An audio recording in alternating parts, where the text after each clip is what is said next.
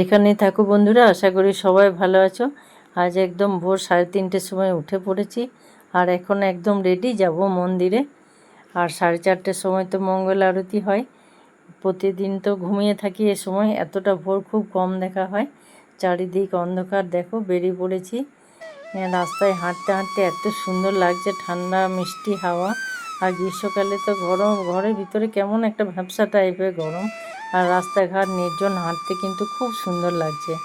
কথা বলতে বলতে চলে এসেছি মন্দিরে। আর মন্দিরে এখানে দেখো যারা সারাদিন নাম গান করে, মেলার কিছু লোক সব এখানে ক্লান্ত হয়ে শুয়ে পড়েছে।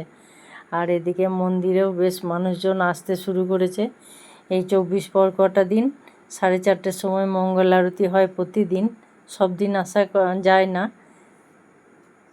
আর এখানে মহাপ্রভু পরে তুলসী রানীরও খুব সুন্দর মঙ্গল আরতি হবে, দেখবো। আর এখানে যে নুনগুলো জমা করা আছে না,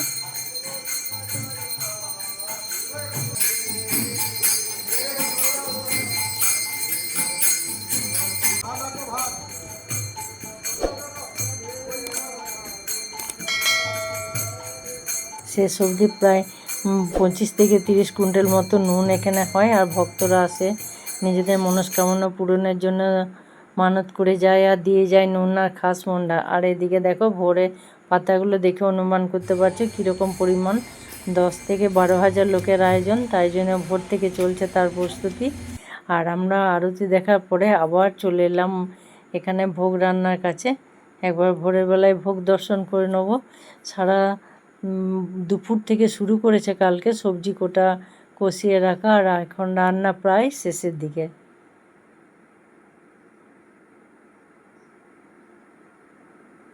এখানে বেশ কিছুক্ষণ দাঁড়িয়ে গেলাম, কি অক্লান্ত পরিশ্রম করে। কতক্ষণ ধরে চলছে, দুপুর থেকে পুরো রাত ধরে সমান রান্না চলছে। কতগুলো উনুন আছে, গ্যাস আছে। এরপর আমরা হাঁটতে হাঁটতে চলে আসছি আমাদের বাড়ি আসার আগে একটা মন্দির আছে। এই কালী মন্দিরে আমরা অনেকবার এসেছি, কিন্তু এতটা ভোরে কোনো দিন আসা হয়নি, তাই ভাবলাম একবার ঘুরে যাই। মন্দির পরিষ্কার করে গেছে, মন্দির তো খোলা আছে এখন বাইরের দিকটা। আর দেখো এই মা কালীর মূর্তিটা যেটা পুজো হয় ওটা থাকে, তারপর আবার এটা বিসর্জন হয়ে যায়, নতুনটা তৈরি করে আবার সারা বছর থাকে। আর পুজোর সময় প্রচুর লোকজন আসে। অত লোকজন থাকার জন্য দেখো কত সুন্দর ব্যবস্থা আছে, অনেকগুলো রুম আছে এখানে। কালী পুজো তো রাতে ফিরতে পারে না, আর ফিরতে ফিরতে দেখো অনেকটা বেলা। বাড়ি ফিরে দেখি 5:30 বাজেনি এখনও। এরপর স্নান সেরে টিফিন করে চলে গেলাম একবার বাজারে।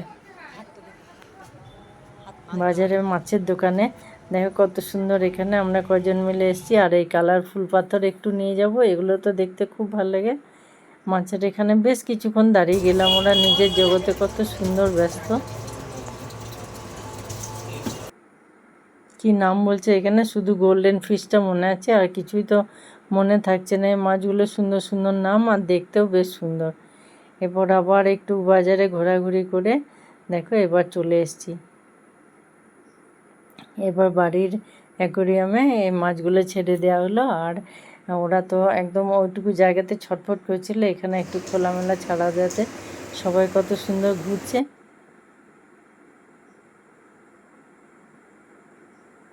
এগুলো খুব বেশি বড় হয় না, আর একটুখানি বড় হবে। আর দেখতে এত সুন্দর লাগে, আপন মনে নিজের জগতে ওরা ব্যস্ত।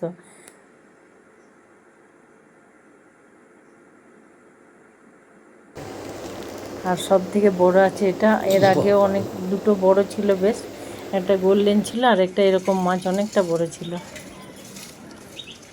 এরপর দেখো চলে এসেছি একদম বিকালে, খাওয়া দাওয়ার পর একটু থেমে মনে হলো যে কত সুন্দর সুন্দর পাকা আম গাছ ভর্তি হয়ে আছে। তাই আমরা কি পদ্ধতিতে, দেখো দুটো পদ্ধতিতে কত সুন্দর আমগুলো পাড়া হবে। আর এই গাছের আম কিন্তু খুব কম পাড়ে, আমাদের বাড়ির সবাই অপেক্ষা করে যে আমরা আসবো তারপরে এই আম পাড়া হবে।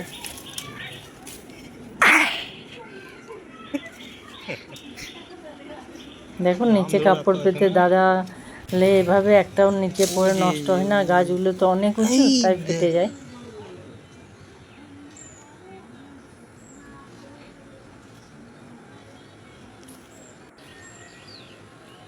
একদম সবুজ পাতার মধ্যে কমলা রঙের আমগুলো দেখতে এত সুন্দর লাগে, রাস্তা দিকে পেরোতে পেরোতে মনে হচ্ছে একদম দাঁড়িয়ে যায়।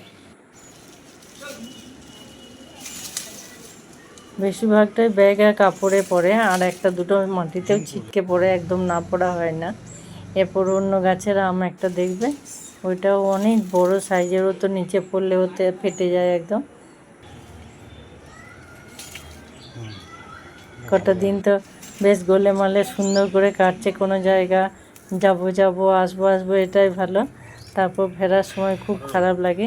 আর 24 পরে কটা পর্ব যে দেখাচ্ছি, পরপর দেখো, বাড়িতে বসেই খুব ভালো লাগবে। 24 পর তো অনেক জায়গায় হয় না, আর সব জায়গায় তো সমানভাবে হয় না। এরপর দেখো কতগুলো আম পাড়া হলো একসাথে, প্রত্যেকটা রং কত সুন্দর লাগছে দেখতে। সারাটা দিন আমরা যা করলাম, তোমাদের কেমন লাগলো অবশ্যই জানাবে। আর বাড়ির গাছের জিনিস কত সুন্দর লাগছে দেখো, নিজেদের খাওয়া কাউকে দেয়া। আজ এই পর্যন্ত বন্ধুরা, আসি, আবার দেখা হবে।